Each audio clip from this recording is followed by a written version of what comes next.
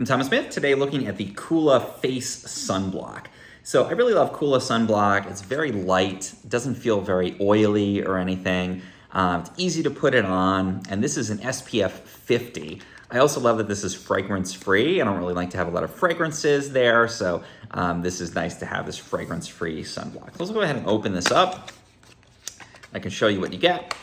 That iconic Coola color on there. And you can see it's just a nice little easy to carry thing of sunblock. You can throw this in a purse, or put it in a bag, take it along when you're traveling, put it in a diaper bag if you have kids, very easy to take it around. Again, it's non-greasy, it's lightweight, and it's 70% organic, which is great too. So we can just take a little bit of this Coola sunblock out. You wanna open the container here first. It's got a little foil seal on there to protect it. And then you can just apply, a small amount onto your face. And again, very, refreshing, easy to put on, good SPF 50 on there. And seal this back up. I like that the lid on it is very secure. So once you screw that on, it's not coming off. You're not gonna have to deal with leaks or anything there with the Coola sunblock. So definitely check it out. Great face sunblock for those really hot summer days or going to the beach, which I hope to do soon.